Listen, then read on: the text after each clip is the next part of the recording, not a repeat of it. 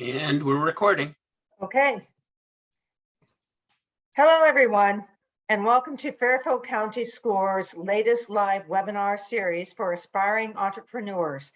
I'm Kathy Walsh, a business mentor here at Fairfield County SCORE, and I'll be your host. Our sponsor for today's event is Fairfield County Community Foundation, Foundation. FCCF is a nonprofit organization based in Norwalk whose mission is to close the opportunity gap by eliminating disparities in income, education, employment, housing, and health. Fairfield County SCORE is proud to partner with FCCF, and we thank them for their support of this webinar series. This series was designed to support women and minority-owned small businesses. This is the third of 7 webinars being done over the next few Wednesdays, each starting at noon. Today's webinar is entitled Launching Your Own Unforgettable Brand, and our speaker will be Ramon Peralta. More on Ramon in a minute. First, let me share some brief information about SCORE. SCORE is funded by a grant from the Small Business Administration, so all of our services are completely free of charge. There are about 300 SCORE offices in the US with over 10,000 volunteers. Fairfield County SCORE is one of the largest and highest rated chapters in the nation, with over 100 volunteers comprising of a wide range of expertise. We offer 3 value-added services to small businesses, which are all accessible from our website at fairfieldcountyscore.org. First, we provide free one-on-one counseling through face-to-face meetings, telephone calls, email, and video conferencing. Second, we produce over 100 educational workshops and webinars each year on topics of relevance and importance to small businesses. And third, we have extensive resources and tools on our website, including templates to help you build your business plan. This is a special webinar event because there is opportunity for participants to earn a grant at the conclusion of the series. We will be giving away $2,000 grants to up to 10 contestants. Judging for the grant awards will be based on the presentation of your business plan. Constructing a business plan can be very difficult. So we created a simple Q&A template called a business case analysis to help you figure out what to write. Forms and entrance criteria will be sent to you to all that register. If you need those sent again, let us know.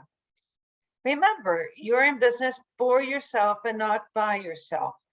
SCORE mentors are available to help you complete these documents, and I encourage you to take advantage of the opportunity to collaborate with them. Ultimately, the judges will be looking for what the judges will be looking for is a synopsis of what I call your story. Tell us in the fewest words possible what is so great about you, your product, service, and your business. Essentially, this will be an executive summary of the business case analysis and financial projections, and will serve as the basis for your presentation. You'll have a limit of 1 page to tell your story, so make it good. Think of this as your elevator pitch. The files for this business case and financial projections will be emailed to you, and we'll talk more about the contest as we get closer to the end of the webinar series. So let's get started with the event. If you have questions during the webinar, please use the chat box located in the lower part of your screen. To respect your time, our webinar will end promptly at 1 p.m. The session is being recorded, and the link to the recording will be available at fairfieldcounty.score.org within the next couple of days. So now to our speaker. Ramon Peralta has done TED Talks. He has a new book out. He is a branding expert, and he's here to be with you today to help you along your journey to creating your own successful entrepreneurial business. So without further ado, Ramon, thank you so much, and I'm going to leave it to you. Thank you, Catherine, and welcome everyone that's joined us. Today, we're going to be talking about launching your own unforgettable brand. A little bit about me, just to give you some context so that you understand where I'm coming from and that I've been in your shoes.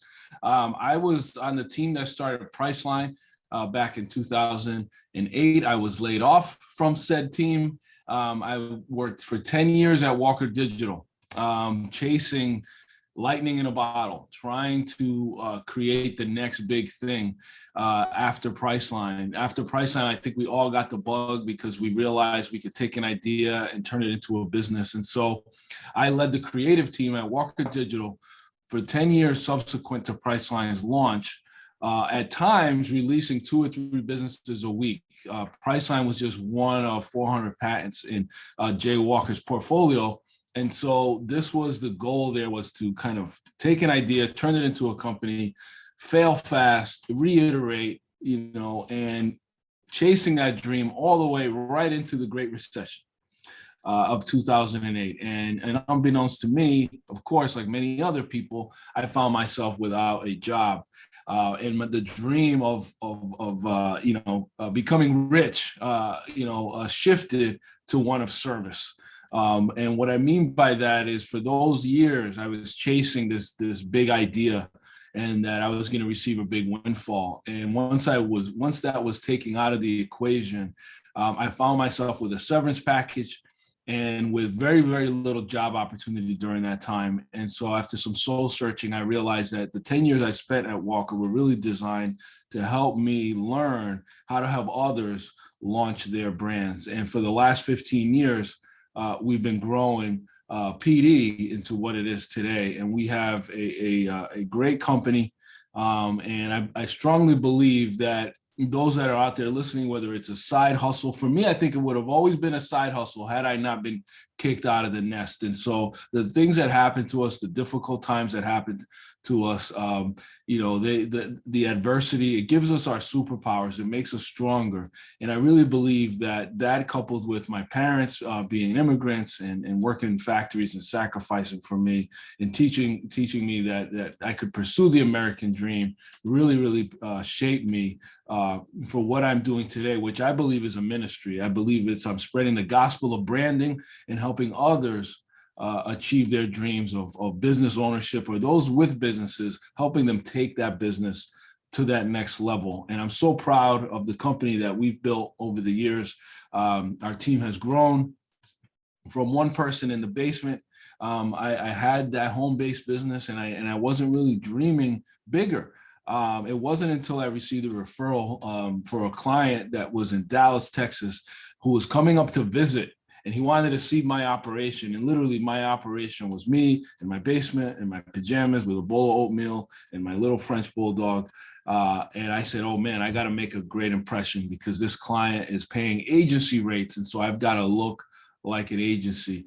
And it was at that time that I, ventured out to a Regis, which is a local pre-furnished, office establishment. And I got the minimum package that I could get, which was I got to use an office 5 days a month for $200 a month for 6 months. And the day that my client was going to come visit, I went in and I set up my space, and I was so excited to receive him there, and he never showed up. I received a call at 5:30 p.m. that he wasn't going to make it. And I found myself now with a contract that I couldn't get out of. And so for the next 6 months, I met my clients there. I would tell people, hey, look, I'm too busy this week, but I can meet with you Wednesday. And Wednesday would be the day that I'd go into the office. And that's what I needed to actually kind of make me feel like I could grow a real live agency, which is what we have today. We're headquartered in Shelton, Connecticut, and we have an office in Florida as well. We've got 12 full-time employees. And we run the gamut here from web development and branding to digital marketing. But I love to share with you now some of the strategies, because the digital space is so competitive, as are many industries and verticals out there. So really standing out and being unforgettable and having a differentiator that is highlighted across all your collateral is so important. And also just being authentic. And we're going to talk a lot about being authentic and sharing those values with your team and sharing those social causes that are so important to you as a person through your business, so that you can connect to your customers that also care about those particular social causes. And Lord knows the world we live in right now, we could use more good human beings. And so ultimately it's about being a good human. And I'm so excited to be able to share with you now some of those strategies. So we're going to be attending school for the next 45 minutes or so. I want to make sure I leave time for Q&A. And that school is Brand University. So think of your business as a rocket ship, right? So you're preparing for takeoff. And I want you to think of what people see as the top of your ship. That is the brand, right? And we think of that as your logo and your messaging and your slogan and your colors, right? And the body of your ship, the hull, where you're transporting, if you will, or where the main bay is your website. It's your digital footprint. It's everything people can find online. And then I want you to think of digital marketing as the engine behind your business, because you really need to use digital marketing today more than ever to raise brand awareness, but also to capture people during the consideration phase, and also convert and retain your existing clients. So it's all integrated into this rocket ship. And you're going to hear this metaphor quite a bit. You know, we launch brands, prepare for takeoff. Here's your pre-flight checklist. But think of it that way, because it's a great way to envision that your business is all three of these components as you get out there with it.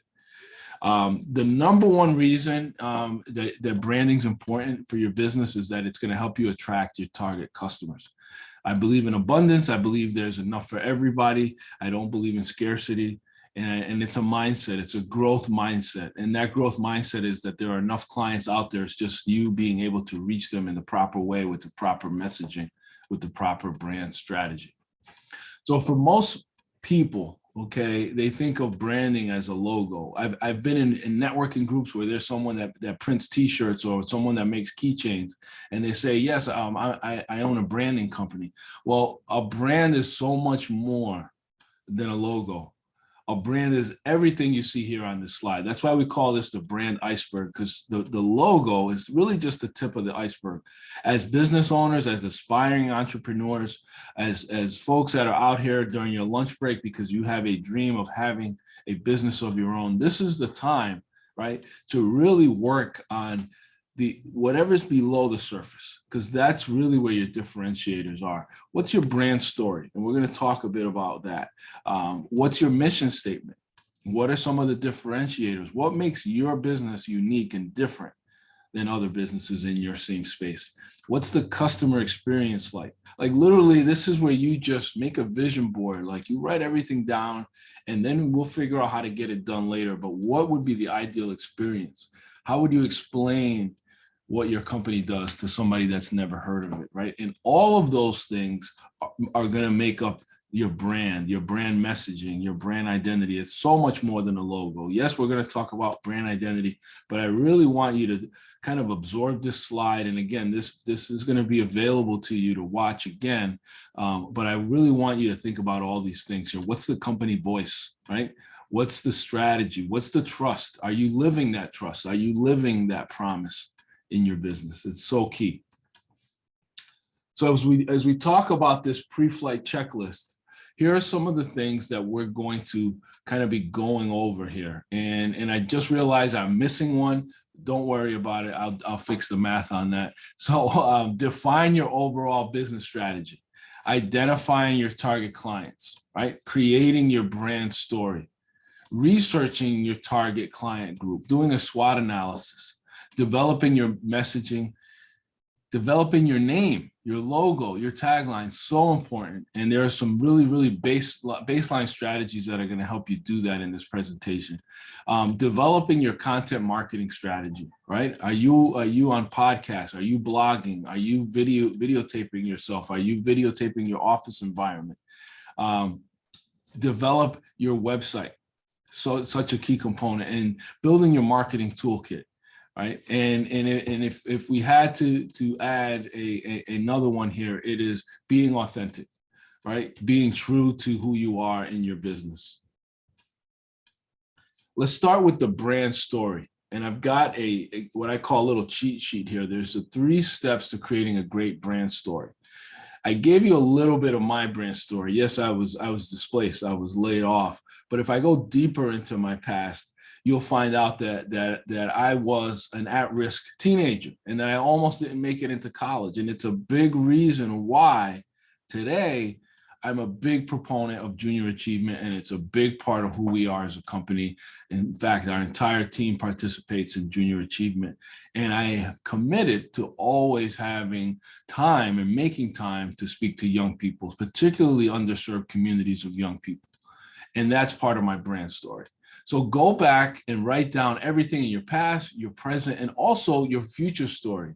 And if you notice, when I gave you my little kind of background, I was okay with working at home as a home-based business. I never dreamed of having a 3,000 square foot office with 12 full-time employees and having a 401k and all the other trappings. And you literally just had our marketing team return back from Philadelphia. They were away at a digital marketing summit. Like, just being able to, I never dreamed that I'd be able to just be able to do that. So really envision your whole future here. I mean, dream big. You know, do you want to get bought? Do you want to get sold? Do you want to buy a company? Write it all down. Take this now and turn that into a brand manifesto. And what that means is you're summing up a summary of why does your company exist? Why does the world need your company? What is it that you're doing as a company to make the world a better place? Why are you different? Because otherwise you're just going to get in line, and it's a lot harder to compete when you're blending into the background. Write your brand story now based on that number 2, and be true, be authentic, and be honest, and ultimately be human. And we're going to talk about that in more detail, because there are some platforms like TikTok where they actually really expect the brands to be a person, right? So you need to be yourself, and that needs to come through in your collateral and in your messaging. Here's an example of a brand story. This is one of my favorite brands. They're not a client of ours, although I do love cookies. Insomnia Cookies is all over the country. They're typically around college campuses. There's one in New Haven. Their differentiator is that they deliver well into the night, till 3 or 4 in the morning. And it always baffles me why people would order cookies, you know, on a college campus at 3 or 4 in the morning, but you know, it must be all the studying that people do there. So if you watch this and look at this, you can see how in the About Us section, there is a background as to why this company was started, who started it, why, and what makes them great, what makes them different. And it's a very simple differentiator. They specialize in delivering warm, delicious cookies right to the doors of individuals and companies alike. And they deliver well into the night. I'm talking 3 or 4 in the morning. There really is no other bakery out there that's willing to do that. That helps them stand out. And I love their branding. And we'll talk a little bit more about brand identity shortly. Now, when you're explaining your company to someone, you're not going to be able to tell your entire brand story every time you have an opportunity to pitch your business. But here is a strategy that I think is very helpful because it keeps it simple, is to minimize your brand's thoughts to 3 things. And the reason I use this golfer here as a metaphor is because if anybody out there in Zoom land golfs, you know that if you go out there with more than 3 things on your mind, you're not going to hit the ball. And I'm talking about keeping your left arm straight, keeping your foot down, keeping your knees slightly bent, sitting on a stool, keeping your head down. If you go out there and try to hit a golf ball and you're thinking about 20, 30 different brand thoughts or golf thoughts, you're not going to make contact.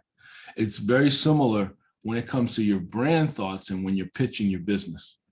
The 3 main brand thoughts that your target customers should be able to get the answers to within 5 seconds of reviewing your website, your marketing material, even hearing your pitch is: what do you offer? How will it make their lives better? And what do they need to do to buy it? That last piece is so key because that's your call to action. Right? It's great if you tell people what you do and why you do it, but if they don't know how to get it, that's good. That's going to leave you without the ability to convert, right? And so ultimately you're driving traffic, you're driving awareness, but ultimately the end goal is getting them to click something, getting them to do something, getting them to stop scrolling and purchase your product or service. So now that we've got the brand story kind of under wraps here, the next stage is going to be brand naming. And this is here are some of like the thoughts that we use at an agency when we're coming up with names for a company. Yes, sometimes it's fun to go look at like Latin names or find a name that's made up or combine words. But I really recommend that you start by utilizing Google Trends to see what keywords are people searching when they're looking for your type of business. If it's childcare, if it's home cleaning, if it's auto repair, what are they searching? And can you incorporate one of those keywords into your name? And then is that URL available? One of the first things we do is go to see what URLs are available, because that will tend to drive us to which direction are we going to move into. So for our company, for example, Peralta Design, that's our URL, peraltadesign.com. If somebody's searching for me, there's a high likelihood of us being found. And if somebody's searching for a design, whether it's logo design, web design, annual report design, there's a high likelihood that we'll show up because there's an actual keyword in our name. So keep that in mind. And also just do yourself a favor, start Googling and seeing if there's competitors in your area with the same name. Does anybody else own the name? Is it trademark? Is it registered? You can do a lot of the kind of legwork on your own, but it's a very, very important part. And I will share this that's not on here, and that is that you can have a very long legal name that you use on your contracts, that's your LLC and all that. And then you can have a much shorter, more let's say consumer friendly name. So for us, our LLC is actually Peralta Illustration and Design LLC. It's very long. It's not going to fit on a business card and it doesn't roll off the tongue. So we created a DBA for Peralta Design that's still what's more consumer facing, but yet our legal name is something completely different. So something to think about in case you've already created an LLC and you're like, shucks, now I got to do all these legal papers all over again. You don't have to. You just need to have a DBA set up for it. And that's relatively easy to do. So now that we've got the name and you've got your story down, this is the fun part. This is a conversation everybody wants to be a part of, and that is the brand identity. This is when we're talking about the logo. This is what people typically think of. And there's so many resources out there. Everybody has a cousin or an uncle or a sister or somebody who can make them a logo, but it's so important, right, that you follow these best practices. And of course, there are a lot of resources out there that you see, like 99 Designs or Fiverr, where people are like, hey, I can get a logo done for, $20 overseas. It's very, very important that if you're serious about your business, that you work with a local designer. And someone that has some business savvy, because you really need to make sure that it's going to reproduce well, whether it's small or large, that it's speaking to your target audience, that it's illustrating what your company is best at, and that there are some design elements, and you'll see in a minute, that can be migrated over to some of your other collateral. And this was a logo that we did, and we always start our logos in black and white because we don't want to be distracted by color. And your logo can't rely on color, it can't rely on shadows, it can't rely on gradations. It's got to stand alone in one color and be a strong identity. And this is what it looks like with some color added to it. And this is a young couple that has been working their way up from local farmers markets all the way into some of the bigger chain stores with their guacamole. And you can see how that brand identity can migrate over into their packaging, into signage, into apparel. And you want to have a consistent look and feel with the fonts. You want to have a corporate color. You want to have a corporate font, something that will tie in all of your collateral, because the more consistent you are with your branding, the more trustworthy you're going to be to your end user. Now, here's another example, and I love this one. This was a local brand identity that we created for a special needs coffee shop here in Trumbull. It's called NCB, Next Chapter Books. The reason I love it, of course, I love the icon. It's a mug, but it's also a book, and they're a bookstore. It just works. But I also want to give you kind of a little glimpse into this concept of debranding, which is creating a simplified icon for your business and for your brand. And you can see how well it works on apparel, how well it works on a coffee mug. And we're going to give some additional examples on that as well. Again, I wanted to highlight Insomnia Cookies. I love their brand. I love that it's a cookie that looks like a moon. Very, very clever. And again, it highlights what makes them different as an agency. And you can see how those design elements carry over into the packaging and into the website. They're using these wavy lines. It's a great use of the corporate color palette. Fonts, the same fonts that you see in their logo, you see on their website. It really just helps everything tie together. Sometimes you'll have to do a brand evolution because you're getting feedback from your customers, or there's some brand confusion. In this case here, we were hired by Bloomfield JFS Care at Home, and JFS is closely affiliated to Jewish Family Services, and Care at Home is just one of the verticals under the JFS brand. They have a ton of different services that they provide. This one happens to be their senior care division, and the top one is their old logo, and it was causing a lot of brand confusion because all of their services followed this same kind of visual language. It had the same fonts, it had the same colors, it had an icon above it, just the way this is. And what was happening was it was so closely affiliated to Jewish Family Services that people felt like either they only took care of Jewish people, or the people that work there were Jewish, and it was far from the truth. It was a very diverse clientele and very diverse staff. And so what we did was we changed the emphasis from JFS to Care at Home. Instead of it reading as JFS Care, we changed it to Care at Home by JFS. And the reason we had to keep JFS as part of the branding is because they still, they shared a board of directors with Jewish Family Services. And so that affiliation needed to be there. But there's a way to do it in your branding that you can not alienate anybody that already is familiar with you, but that going forward, you can reestablish some boundaries around what is it that your brand represents. This is another great example of a rebrand that we did for a client in Georgia, and they didn't have any digital presence at all. Their logo was done in the 80s. As you can see, it looks almost like NASCAR. It's got a lot of colors going on. It doesn't have an icon to go with it.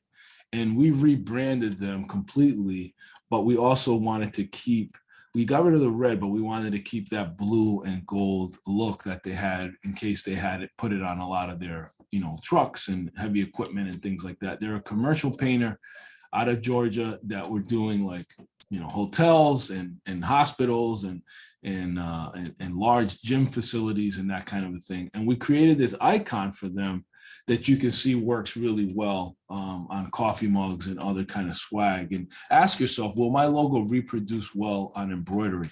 All right, we have the PD, the PD icon, as you can see here. I'll hold it up to the screen. And you're seeing this debranding in some of these major brands like Willis Tower Watson is now just WTW, PricewaterhouseCoopers is now just PwC. So make sure that as you're thinking of your own brand, that you have kind of like the social or the digital or the debranded version. Think of that 2-year-old that's driving by in the back seat and they're starting to go crazy because they see the golden arches. They can't read yet, but they know that represents McDonald's, and it represents fries, and it represents Happy Meals and all that other stuff. And so it's very important to have, in this day and age where people are just scrolling, they're not reading, they're just scrolling, that you have some sort of visual iconic representation for your brand. So we've got the brand story, we've got the brand identity. Now we're going to move on to the digital footprint section of the presentation. And this is like everything that you see online. And there is a report card that I will offer to all attendees for free. You just have to go to our website and fill in a form, and we'll put you in the queue. And if somewhere in that form you can reference SCORE, we'll prioritize you in the queue. But we do this as a free service to our communities. We'll grade your website on these 5 following metrics. And design is number one. And it's probably the most underrated attribute to a website, because you'll oftentimes go right to a developer, and developers aren't designers, right? They'll make it work, they'll make it function, but they're not designers. And the reason design is important is because that's the user interface.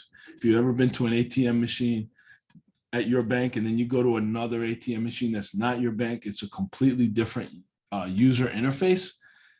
That also ties in with the user experience, which is UX. How many clicks did it take for you to get from point A to point B, right? So that's part of a good website. The less clicks, the better. The clearer the navigation is, the better. The quicker I know where you want me to go, the better. Performance is key, and that means load time most often. And there are some really some real statistics from Google that will tell you that if your website takes more than 3 to 5 seconds to load, up to 80% of visitors will never come back to that website. And here you are pumping money into digital marketing and Google ads, and your website doesn't perform well, it doesn't load, and so you're wasting money. So I always like to equate this to like getting your house in order. Get your house in order before you start inviting company over. It's the same concept. Before you start spending money on social media ads, on boosting ads, and you're saying, hey, I'm spending all this money and nothing's happening, it's probably your website that needs the improvement before you start doing digital marketing. So we're happy to grade you, give you some feedback on it, and then you can decide if you do it or you have somebody else do it. But it's a free service, and we'd love to see everyone have a great experience online with their websites. Here's an example of what we consider to be above the fold. And you're going to hear this quite a lot in the web world. And it comes from those boxes that used to sell newspapers on the corners, where you would only see the top part, the top half of the newspaper, where it was literally folded. Same thing happens online, on desktops, and on mobile devices, tablets, and phones. What is showing before the user has to scroll, right? Your calls to action need to be there. And in this case, Bobby Taylor Painting wanted specifically their phones to ring. So you're seeing like call us now in 2 different places. The reason being is that when people, and there's software that proves this, heat tracking software, is that people go from left to right.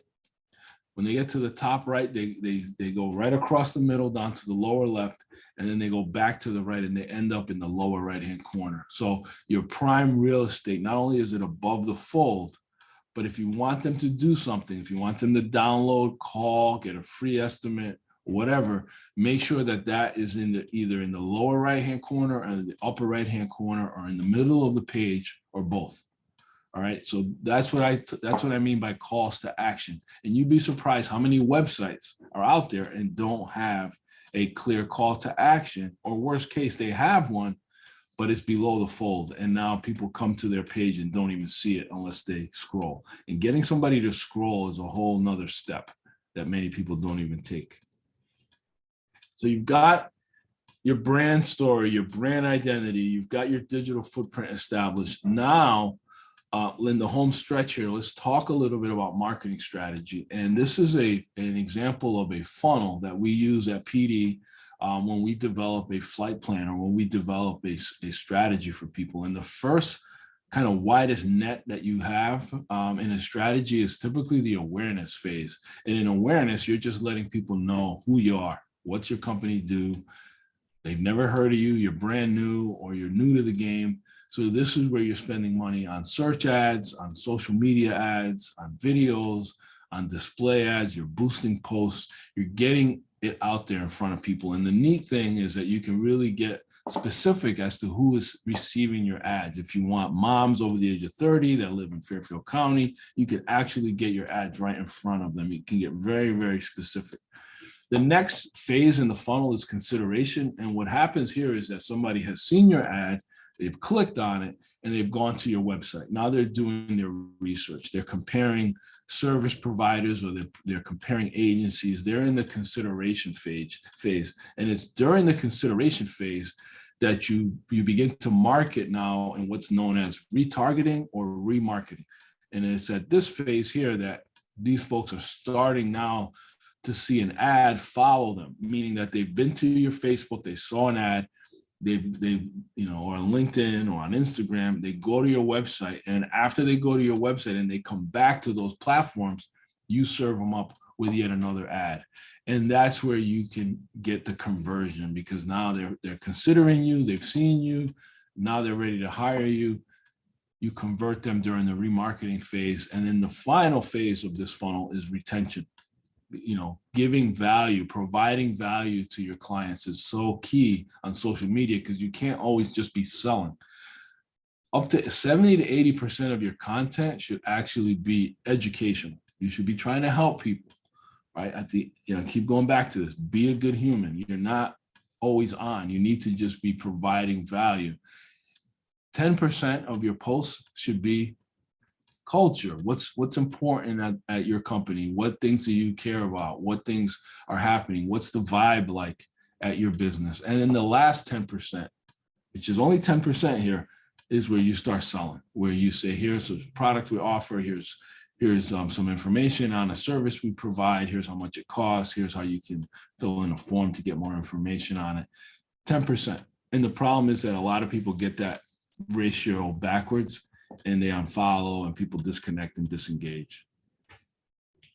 Some smart goals to have. We don't have to kind of go through each one of these, but your goals when you're doing marketing should be specific, measurable, attainable, relevant, and time-based. Some common marketing goals that people have, right? Why do they market? Number one is brand awareness. You want to increase traffic to your website, and you can see what's working. Utilize Google Analytics to see what's working and see where your traffic's coming from. Developing a good content strategy. People want to know, well, what should I post? Well, is it for brand awareness?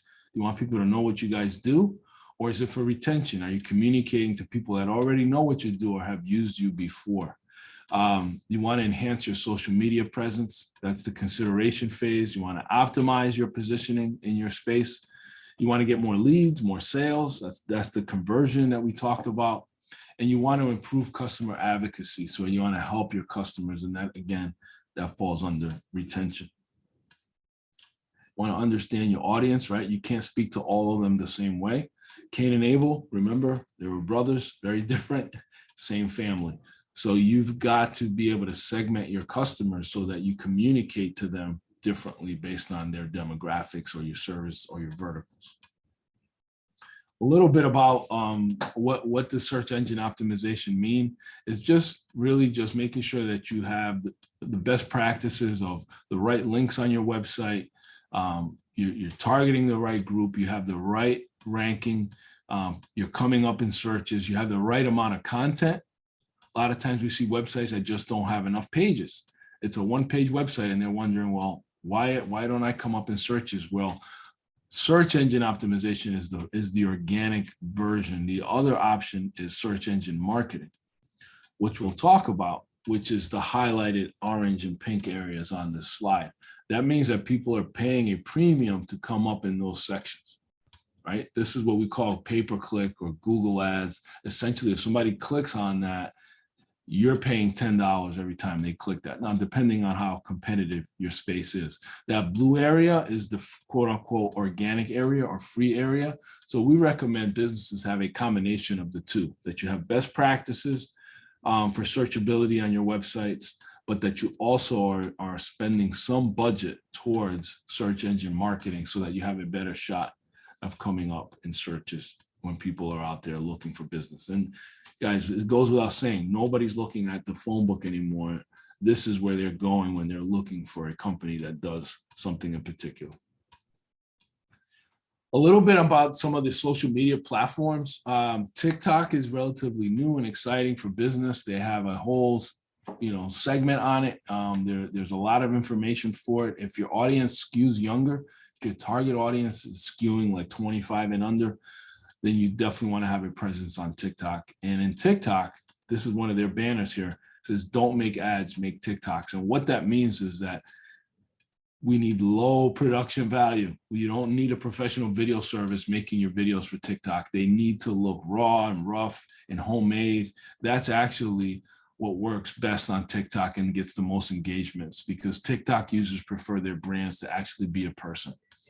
Follow the trends, right? So use video tracks that have over 500,000 views for your own videos. If you see a video that's really popular, you can actually extract the audio from it if it's a cool song or a cool snippet or a cool voiceover, and you can use it on your video. And what happens is that TikTok will aggregate all the videos that use that track, and you have a higher likelihood of going viral if you use a track that's really popular.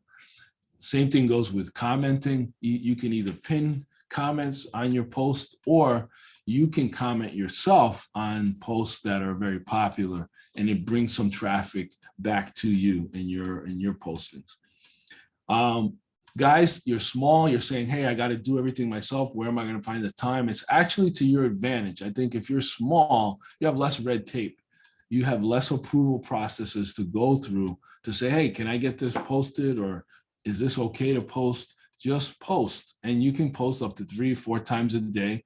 And there are some key days that are best for posting. And the research shows that Tuesday, Thursday, and Friday are the best days, from 6 a.m. to 10 a.m. and from 7 p.m. to 10 p.m. So you don't have to do it all day, but you should at least consider doing it on these days that get the most engagement. Social media marketing is another big approach here. This is on Instagram, and it just shows you a few of the clients that we support and what their profiles look like. Social media advertising includes Facebook and LinkedIn as well. And these are just some examples. And some of you are wondering, well, what can I do to build a database of people that are self-identified as being interested in our services? And one great example is you can create an ebook. You can create some value. It could be the top 5 things that you can do on vacation if you're a travel agency, or top 10 ways to keep your car running in great shape during the winter if you're an auto repair, or top 10 home-based organic cleaning tricks or something like that if you're a cleaning agency. Give away something for free in exchange for data points like an email address, a phone number, a website, so that you can see who's out there. You can start cultivating a database of people that you can market to that have already said, hey, I'm interested. I'm giving you permission to engage with me because I want something that you have, but you've got to have something of value to give.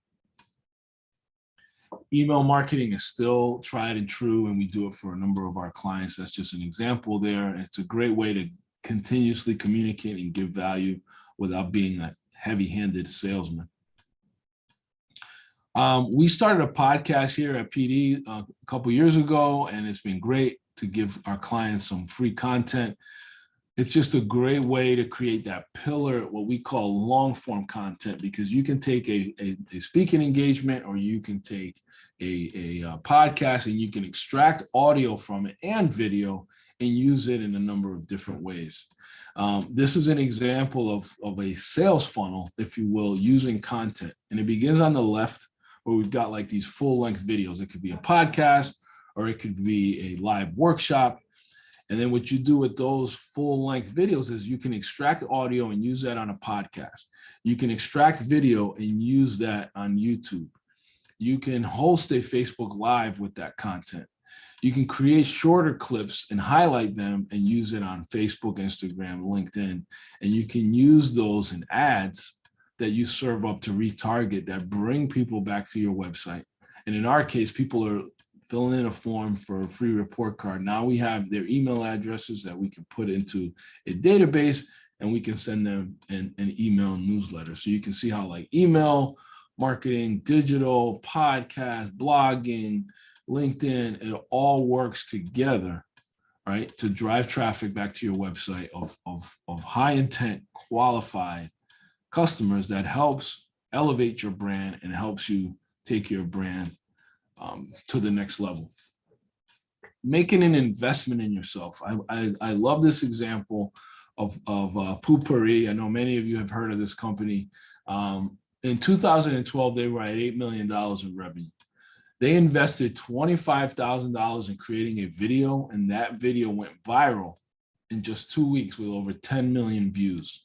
Their problem was they couldn't keep up with the demand. The companies that made the little pump sprays for them couldn't make them fast enough, right? Talk about having a good problem.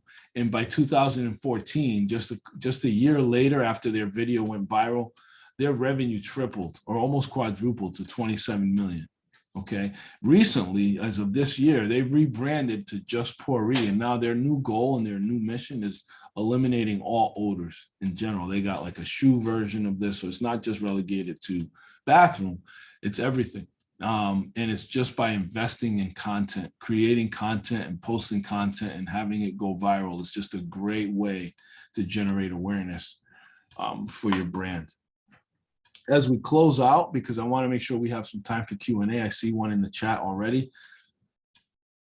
We know what's happening in the world. Our world is upside down. It's never been more important to just be a good human. Be a good human. People believe that if they share values with a company, they will stay loyal to the brand. It's such a great kind of nugget of wisdom there from Howard Schultz, the CEO of Starbucks. So this is what I mean by being a good human in business, is just make sure that the things that matter to you are coming through in your branding, because it's so important to connect on that level with our young people and our customers. Socially responsible companies operate on a business model that they can actually make social change, and they share that success locally and globally. 80% of millennial consumers expect the brands they support to take a stand on social issues. Millennials are right now the ones spending the money. I'm Generation X, right? I'm 51. We've got that next generation. 80% of them expect their brands to take a stand on social issues. Taking a stand on social issues, more than 52% of global consumers prefer to buy from brands that stand for something that align with their personal values. Now, I'm going to give you some examples. Here you have Target, which is really public about how much they care about their employees, to the point that people are actually choosing to stay loyal to Target, even though they're maybe a bit more expensive than other retail box stores. The fact that they're very vocal about how well they take care of their employees makes people feel better about shopping there. Ben & Jerry's, very, very vocal, anti-racist company. They put this billboard up in Tampa during the Super Bowl, right? They're very, very vocal. If you go to their website, you see how vocal they are, and they're unapologetic about it. They don't care if they lose people, because they're more interested in what matters to them and feeling like they're making a difference. And every time they do this, their revenue goes up. Same goes for this company here, another one that's very vocal about the things they believe in. They're an environmentally, conscious company. They're socially conscious about the environment. They're big on climate change. They're an outdoor company. People buy their clothes when they go hiking and they're spending time outdoors. They actually sold this into their clothing, right? And it's extreme, right? I wouldn't say go out and do that, but they're an example of a company that does this. And every time their CEO makes one of these moves, their profits skyrocket. There was a company in Texas that made a mandatory mask mandate in their stores, and they received a lot of hate mail for it, because Texas was one of those places where they didn't have a mandate, but their profits went up. Their customer base increased. There were more people that were behind them than were against them, but they did it because they believed that it was something that was important to them. If you want to make your brand stand out, take on a social stand that matters to you and put it out there, and don't be afraid to do so. What can you do locally? we do a lot in the community, and I encourage you all to be a good human with your businesses. There are tons of places that you can volunteer for. Junior Achievement is one that's really near and dear to my heart, but we also support Team Inc. We support United Way, we support Boys and Girls Club, and we give our team members unlimited PTO to go do those things. It's that important to us. It's part of who we are. It's part of what makes us stand out amongst other digital agencies. In conclusion, be a good human, be authentic. Authentic personal brands form real consumer loyalty. If you're successful, people may copy what you're doing. They may copy your tagline. They're going to copy what your homepage looks like. They'll try to be the cheaper alternative to what you're doing, but they can never be you. So this is why it's so important that you do who you are. This is when what you do and who you are align. And it takes so much less energy to do that and be that same person everywhere you go. And you can rest easy knowing that not only are you in business to help other people, but you're in business to make the world a better place. And it's a great way and a great message for your customers and for your employees. Today's employee, for those of you out there that are planning on growing your business and scaling up, and I encourage you all to do that, today's employee is interested in not just a paycheck, but they want to work someplace where they feel like they're part of something bigger, right? They want to be part of a mission. That culture that you're building inside your company, let it come through who you are, and helping others and sharing your knowledge is the fastest way for you to be your brand as you build your brand. Some recommended reading. I love The Go-Giver. It's a short read. There's a powerful message behind it in helping others. And there's a second part to it called Go-Giver Sell More. Good to Great, I always recommend for those that are scaling, because it's not just about having the right people on the bus, but making sure that they're on the right seats. And Building a Story Brand, I highly recommend that book, as well as you craft your narrative, because there is a web component and there are parts of it that you can kind of do online that coordinate with the book. And it's a great way to kind of get your narrative down. And of course, I'm a little biased, but this is an excellent book for launching your brand. We just published. You can go ahead and scan those QR codes there. It's available on Amazon, and the TED Talk is the QR code at the bottom, and it's geared toward entrepreneurs. And it's about being yourself as a way to succeed. And I talk about being yourself, firing yourself, and investing in yourself. And I think that it'll resonate with a lot of you out there. And I hope you get a chance to check it out. So with that, Catherine, I am going to open it up to some Q&A so that we can end on time and still address any concerns that people might have. Thank you. Okay, thank you, Ramon. Ramon, if you don't mind, do you prefer that I read this? There's somebody in the chat who was in first, and I think they should, let's go the flow with the chat question, if that's okay. Yes. Okay, hang on one second. Can you see it, or do you want me to? Yes, I have one. From Ariana? Yeah, from Ariana. I've just launched a new business serving teenagers and young adults with disabilities and their families. I am not so savvy on social media. Can you discuss hiring a social media marketing company or someone who can help with utilizing Facebook, Twitter, et cetera, for me? Yes, absolutely. This is the part about firing yourself. And what I mean by that is entrepreneurs try to do everything, even the things they aren't good at. And it sounds to me like you're realizing this is not an area that you're very well versed in, but know that it's important. So of course you can contact me and my agency, but there are many agencies, depending on where you are, that handle this. And it's really about you forming a relationship with an agency that you feel the most comfortable with, and an agency that values this type of work. We've worked, like I said, with Next Chapter Books in Trumbull, and they're a special needs organization.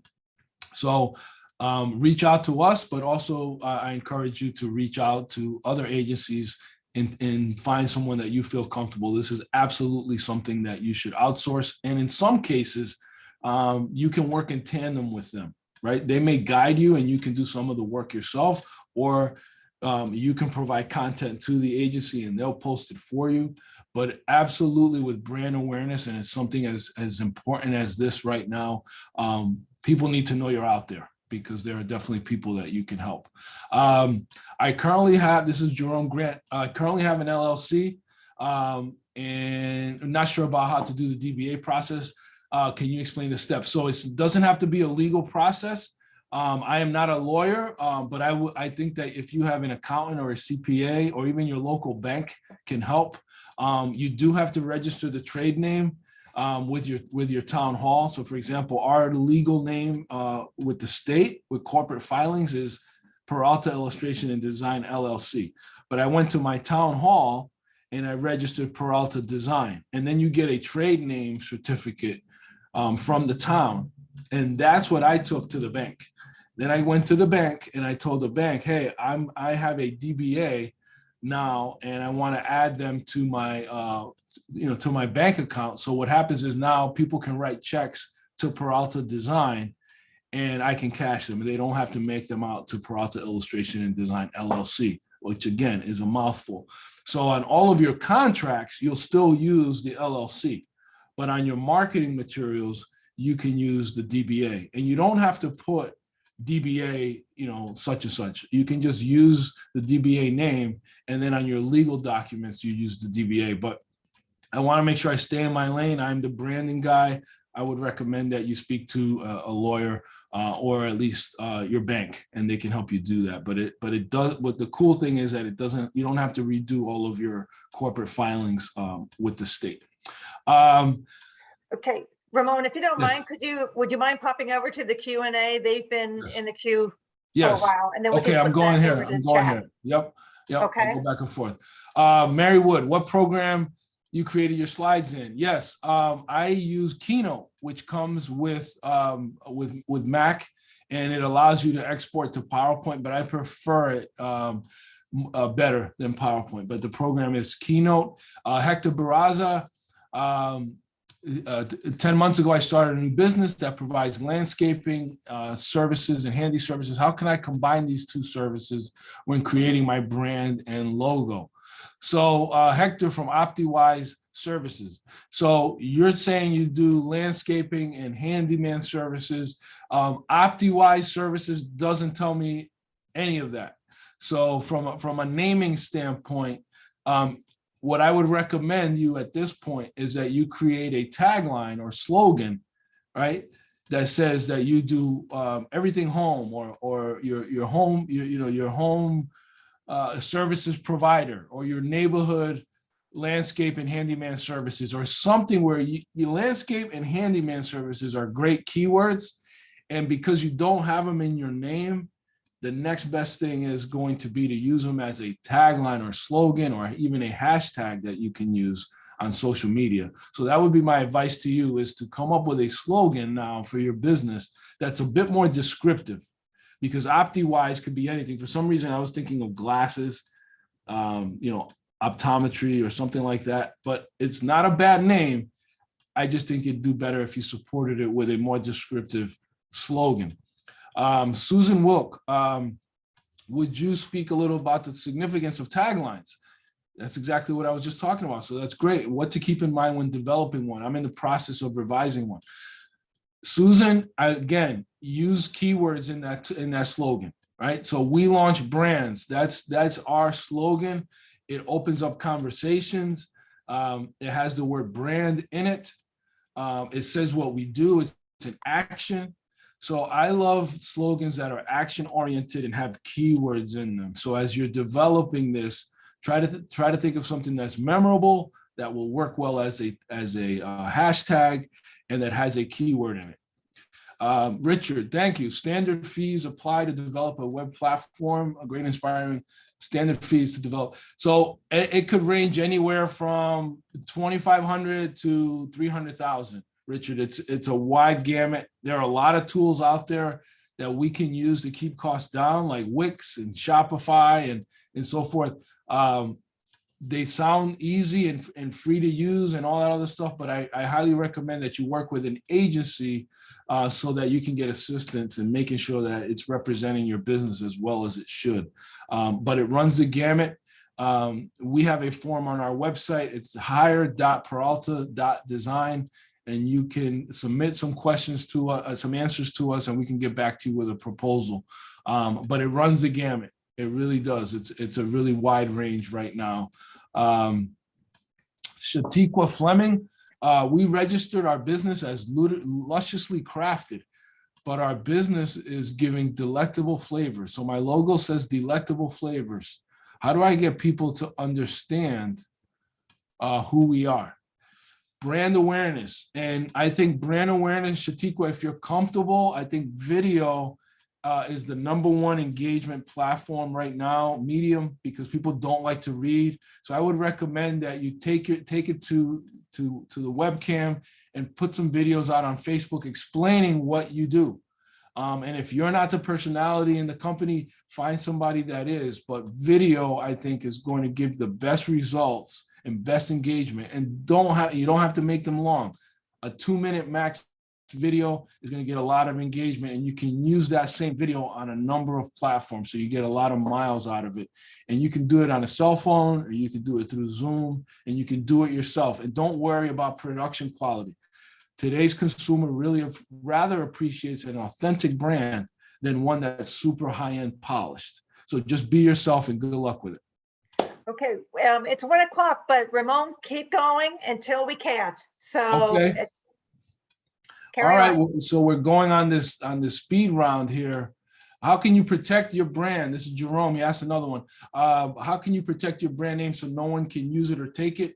I highly recommend that you register it as a trademark, and you can start using a TM on it right away. As soon as you have that brand completed, if you have a logo done and you have a website, you can use the TM on it. If you have a brochure or a business card and you plan on registering that trademark, put a TM on it. It's that little tiny TM, you put it right next to it.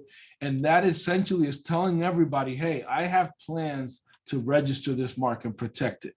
Because when you apply to register that trademark, they're going to ask you, when did you first use it on the web? Or when did you first use it in print? And it's going to be very important for you to take a screenshot or to share a brochure, to share a PowerPoint and say, hey, I used this mark for the first time in May of 2022, because you never know. Somebody else out there might be applying for a trademark on the same, brand mark as you, and the U.S. Patent Office is going to look to see who used it first. So start using it, but start using it with a TM right away. And then there are plenty of IP and patent attorneys out there, trademark attorneys. That's who you need to speak to get it protected. I hope that helps everyone, and thank you. Okay, Ramon, thank you so much. I'm being asked to wrap it up, so we're going to do this real quick. We are doing this.